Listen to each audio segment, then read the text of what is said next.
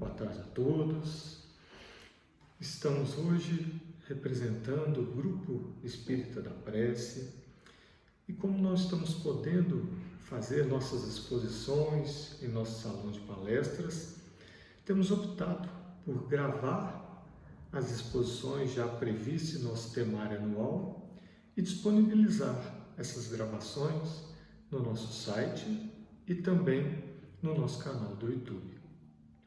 O tema proposto hoje, para que nós conversemos, é sobre Francisco de Assis.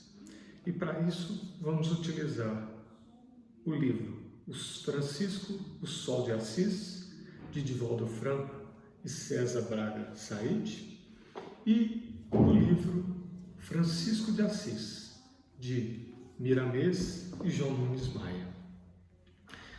E para nós entendermos a dificuldade de falar de um ser de tamanha envergadura espiritual, já vamos ver Bezerra de Menezes, no prefácio do livro Francisco de Assis, de João Nunes Maia e Miramês, nos trazer a reflexão que, para falar de um anjo, seria necessário sermos anjo.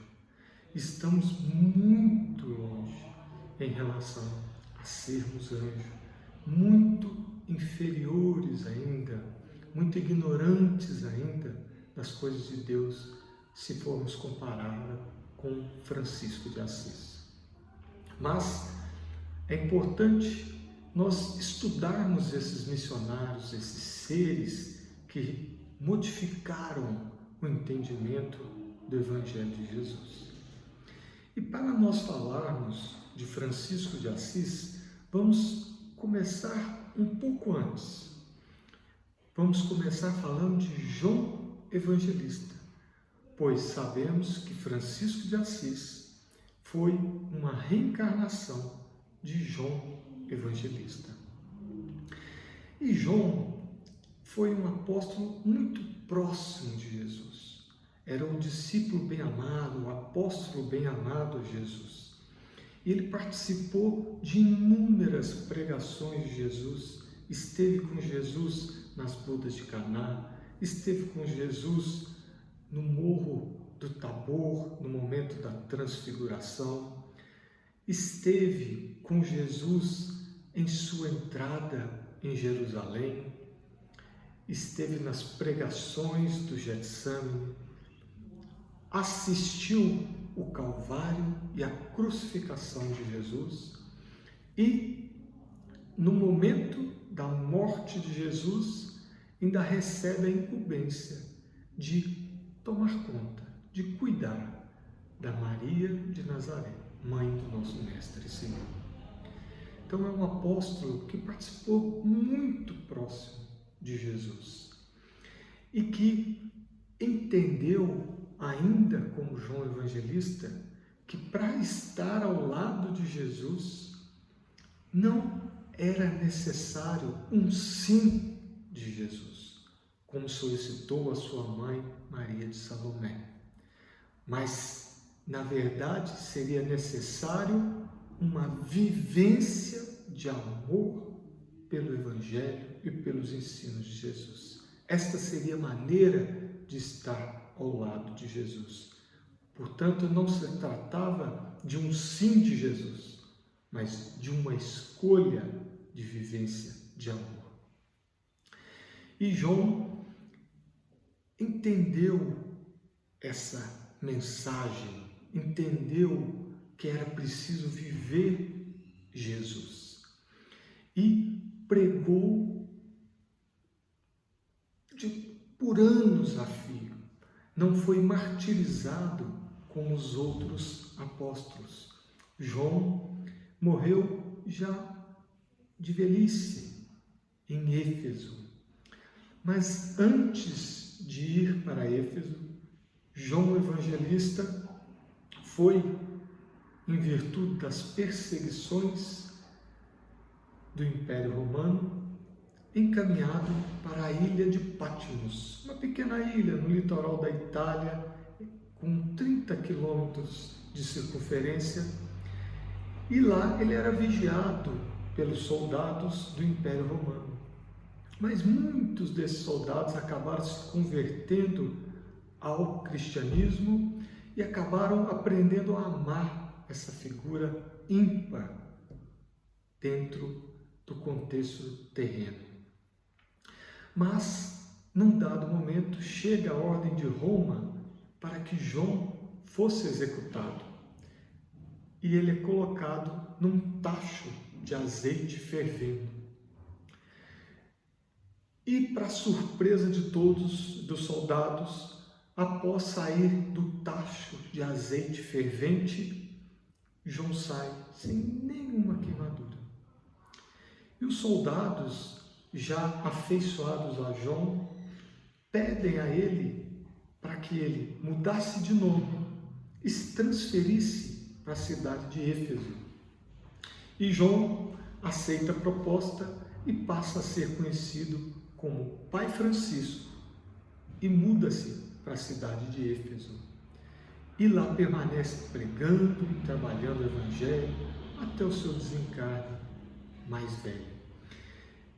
Mas, ainda na ilha de Patmos, ele nos deixa o Apocalipse escrito por ele mesmo nessa ilha.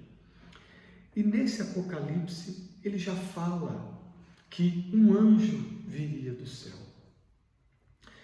E também já há informação de que bilhões de espíritos foram aprisionados e ficariam aprisionados por 1000 anos para que não atrapalhassem a vida de Jesus e a difusão do Evangelho. Mas passaram-se esses 1000 anos e por volta do ano 1000 depois de Cristo, esses espíritos ignorantes das leis de Deus começam a reencarnar. E são esses espíritos que organizam as cruzadas e depois a Inquisição com o Tribunal do Santo Ofício. E é nesse contexto, no século XII, mais precisamente em 1182, que João Evangelista vai reencarnar num período da Idade Média de muitas trevas, de pouco desenvolvimento intelectual, filosófico, espiritual, uma época muito complicada para a humanidade. E João vai reencarnar junto com mais 200 espíritos já tarimbados nas forças do bem e escolhidos por Jesus para o auxiliarem na tarefa de ressurgir o Evangelho como era proposto por Jesus no primeiro século, como Jesus pregou às margens dos Tiberíades. E João diz a esses 200 espíritos que viriam com ele que era necessário coragem e muito amor para que eles tivessem êxito em sua tarefa. E que se eles falhassem, Deus enviaria outros em seu lugar para fazer o trabalho que porventura eles não conseguissem fazer. E que cada um viria em determinada região com determinada missão. E João vem no ano de 1182 e reencarna na família de Pedro Bernardone e de Maria Picalini. João reencarna e nasce no dia 30 de setembro de 1182. E aí nós já começamos o primeiro momento interessante. Sua mãe, Maria Picalini, gostaria que o seu filho chamasse João novamente. Enquanto seu pai, Pedro Bernardone, que havia sido curado por Pai Francisco no primeiro século depois de Cristo, sido curado de lepra, em Éfeso, ficou com aquilo impregnado em sua memória e dizia que seu filho iria se chamar Francisco, que seria um grande guerreiro, conquistador de terras, que seria um senhor dos mares e ficaria famoso e receberia honrarias em toda a Itália. E nesse contexto renasce João Evangelista sob o nome de Francisco de Assis. E Francisco atravessa a sua infância e chega na sua adolescência já com alguma inquietação daquele mundo em que ele vivia, daquele luxo em que ele vivia, porque seu pai era um comerciante muito rico, ganancioso, ambicioso, que fazia muitos lucros com os negócios, mas com o crescimento de Francisco, ele já começa a se inquietar com isso. A gente vê que o espírito elevado, ele começa a perceber que a sua missão seria diferente. E aquilo vai se tornando desconfortável para Francisco. E nesse meio, por volta de 18 anos de idade, Assis estava em guerra com Perúdia e Francisco se alista na cavalaria de Assis, porque naquela época ser cavaleiro era nobre, era uma honraria ser cavaleiro. Francisco vai para a guerra entre Assis e Perúdia, é preso e fica 11 meses preso. Quando retorna para casa, um pouco doente, mas logo se recupera. E aquele desconforto continua.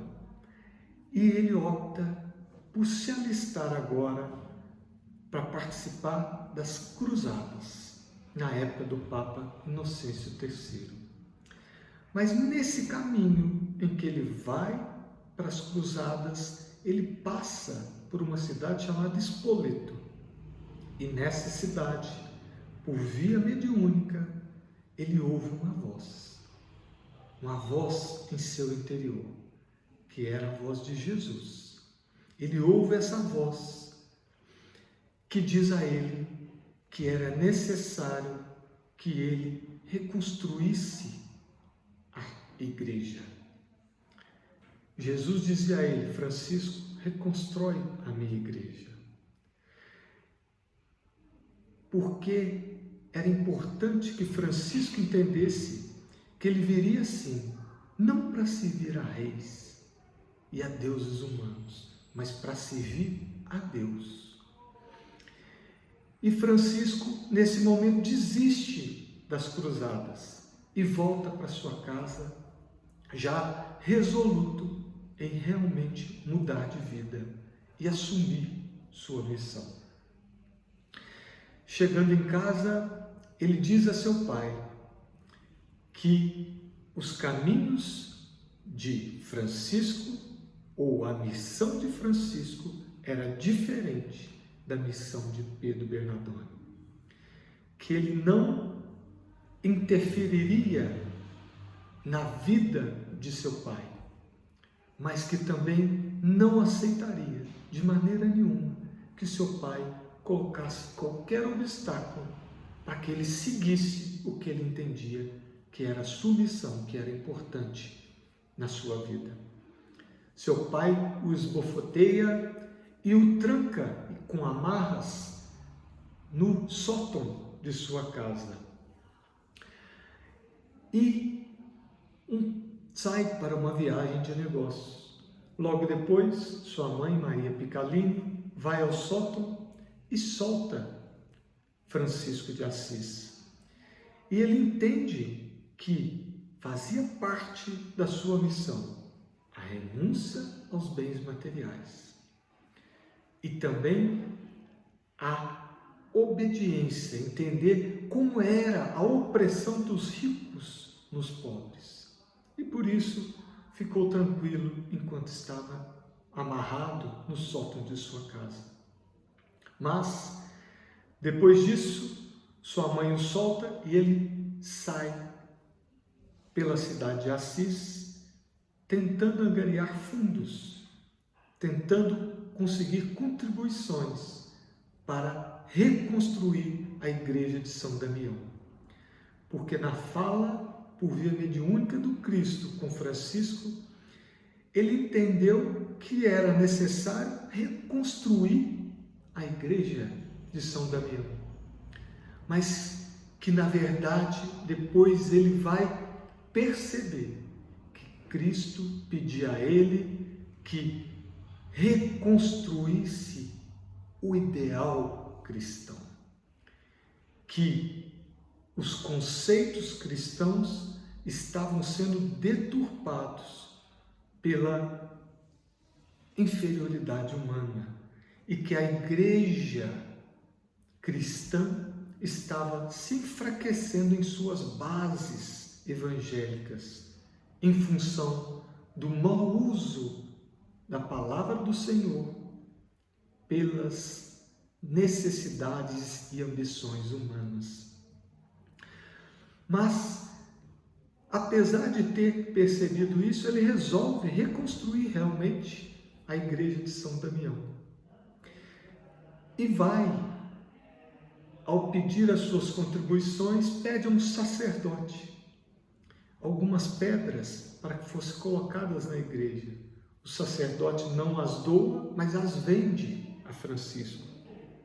E Francisco, quando vai pagar o sacerdote, aquele dinheiro queima nas mãos desse sacerdote e ele entende que estava no caminho errado. Ele abandona a sua casa luxuosa, vai até Francisco e pede para ajudá-lo na reconstrução da igreja e para ser seu discípulo. E Francisco aceita e junto recebe de propriedade desse sacerdote um rancho na cidade chamada Rivo Torto, que posteriormente esse rancho vai ser chamado de Rancho de Luz, onde os discípulos de Francisco se reuniam para receber os ensinos de Francisco e para vivenciar esses ensinos.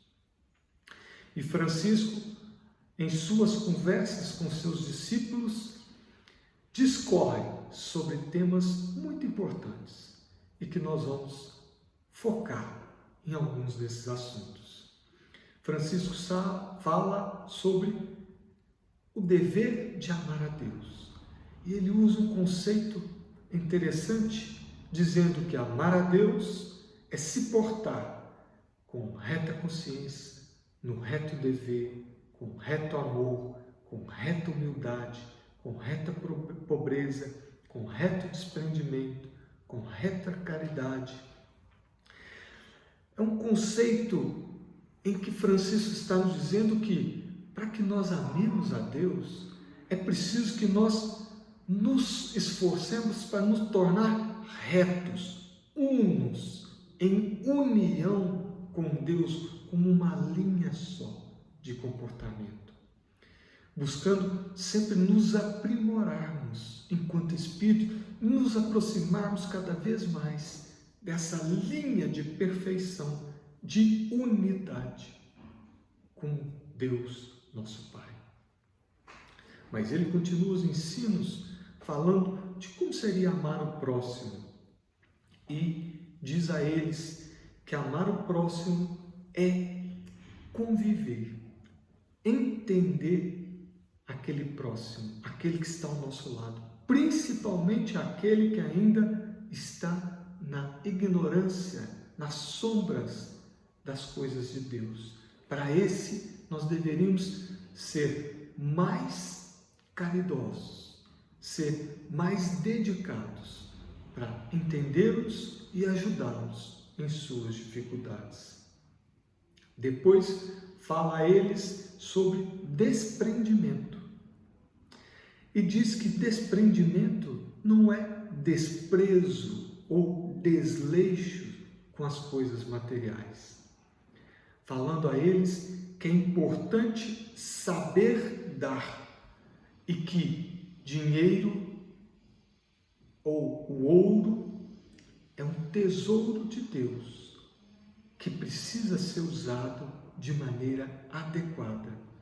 E que quando esses tesouros estão em mãos inoperosas, em mãos que não dão um fim útil a esse dinheiro, Deus, com seu dinamismo, troca esse ouro de mãos para que ele tenha realmente o destino e o fim a que se propõe, que seria ajudar a todos os que estão ao nosso lado. Ele segue falando aos seus discípulos, mas agora sobre a diferença entre instrução e educação. E diz a eles que instrução se consegue com livros e mestres, que é conseguido através do trabalho de enriquecimento do espírito através das eras. Mas que essa instrução precisaria ser bem direcionada para que ela fosse útil ao Senhor. Enquanto que educação são os valores morais que cada um de nós acolhe em nosso íntimo. E que esses valores morais vão fazer com que nós nos entendamos com os outros, respeitemos os outros e façamos o bem a todos que estão ao nosso lado. Segue comentando sobre o perdão e diz que perdão é paz na consciência, porque perdoar é para os fortes, porque a raiva e a agressão é para aqueles que não têm força moral do perdão.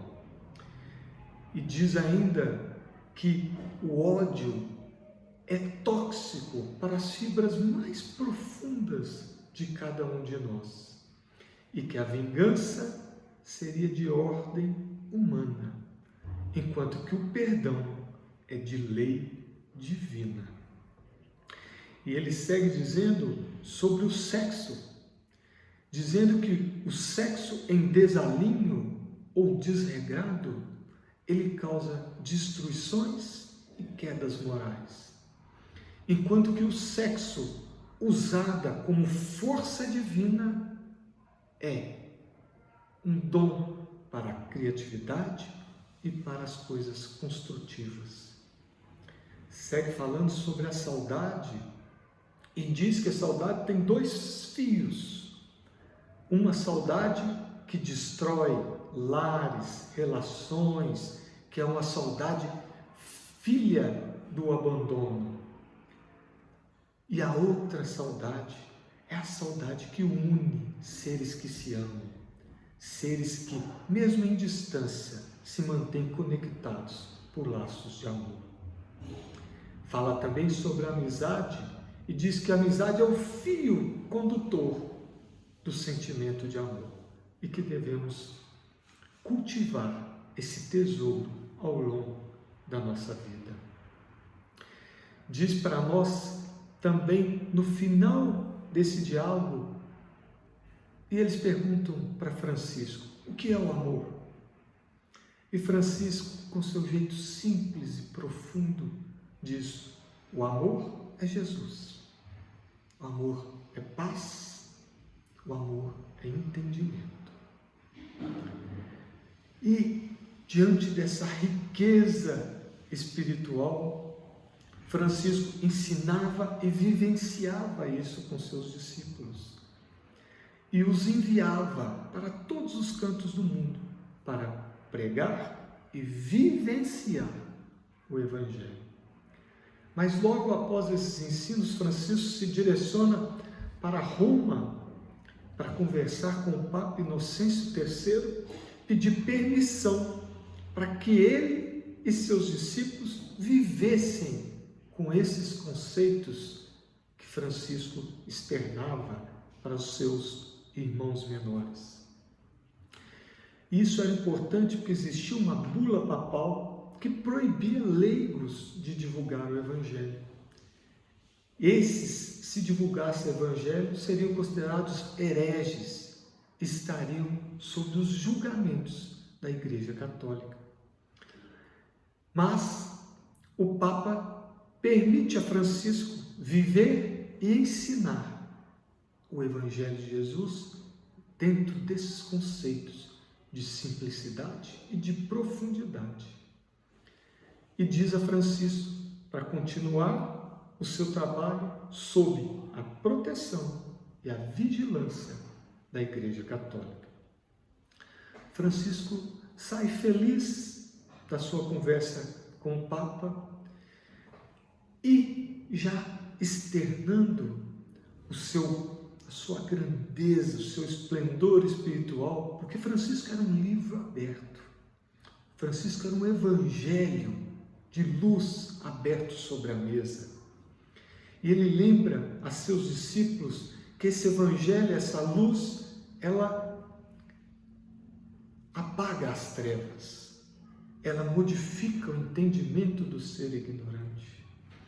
E ele fala a todos que seria necessário retirar o Cristo da cruz, que eles estavam acostumados a adorar o Cristo na cruz, mas que no seu entendimento seria importante trazer o Cristo para o colo, trazer o Cristo para o coração, porque essa seria a maneira de viver esse Cristo, não o Cristo crucificado, mas o Cristo com a sua mensagem sublime do Evangelho.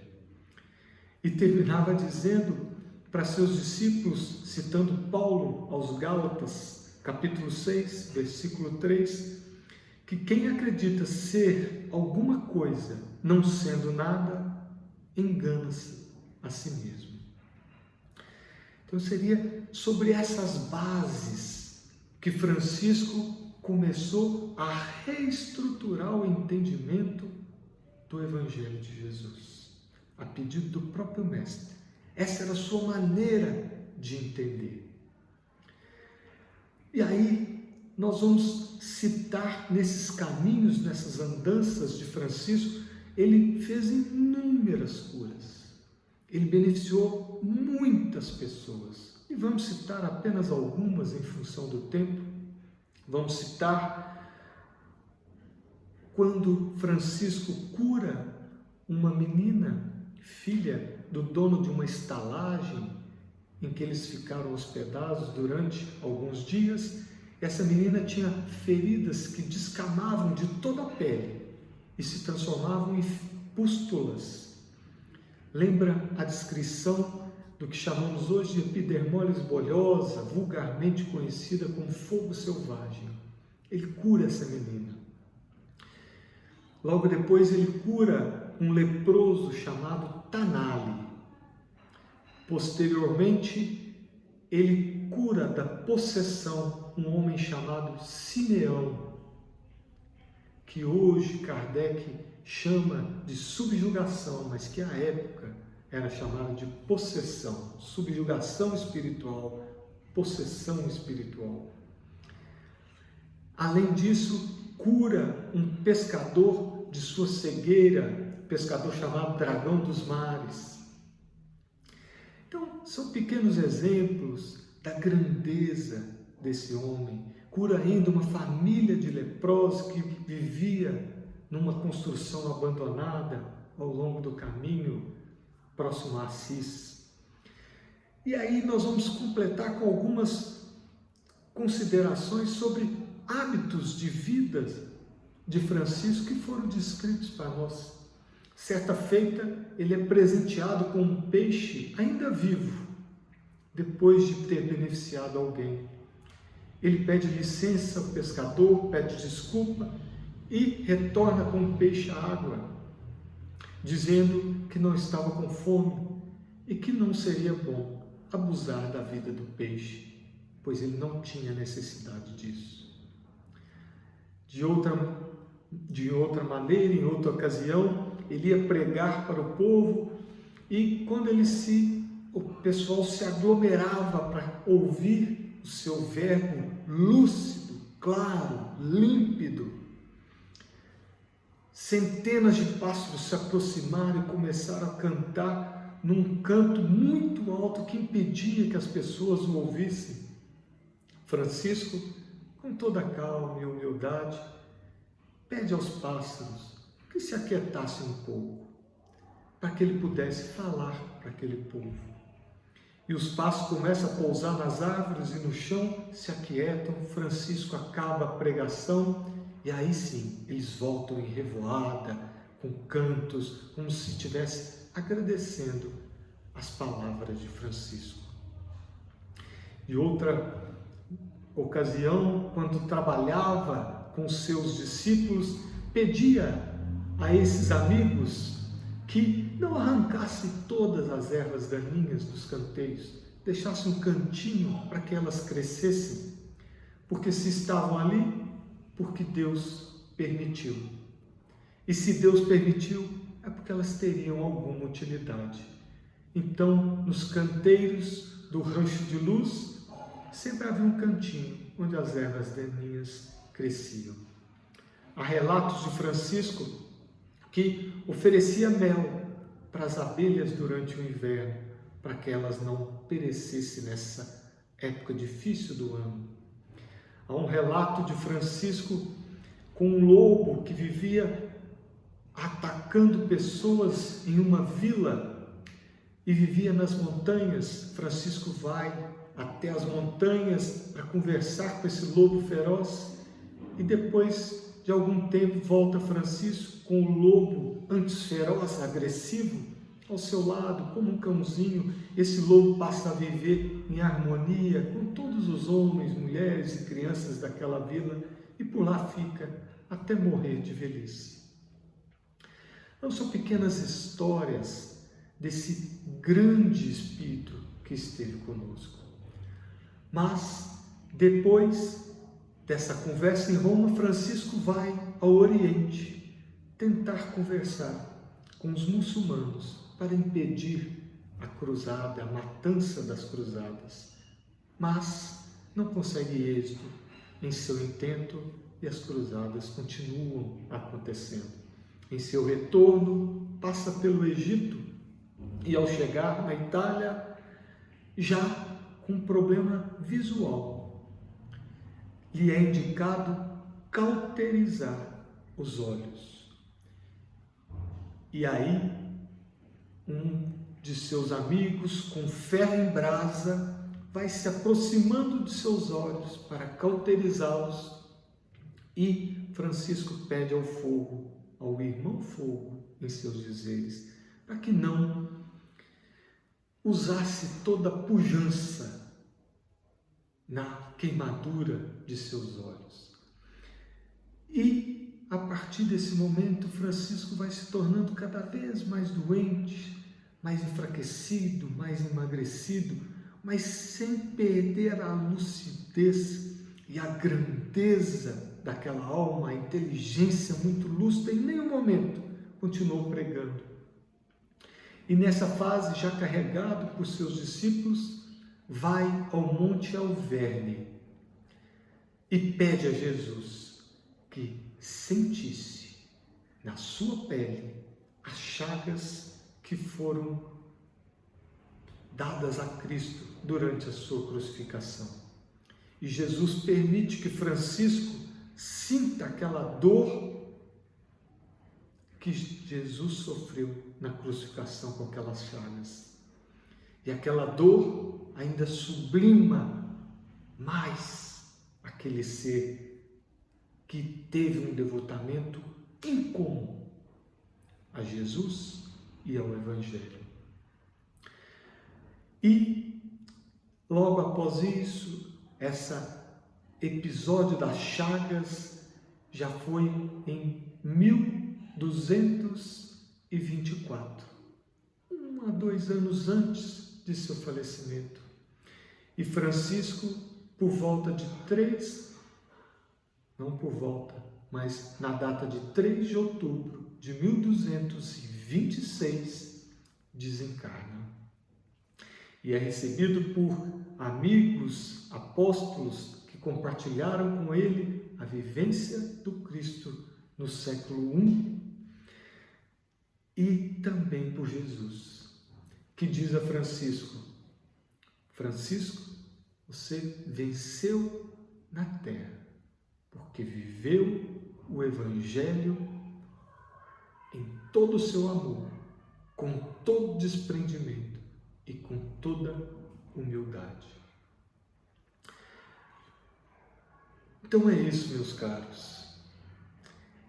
Esse é o nosso Francisco, esse ser que entendeu que Jesus estava onde poucos de nós procuram, que Jesus sempre está, sempre esteve com os estropiados, os sofridos, os oprimidos, os presos, os famintos.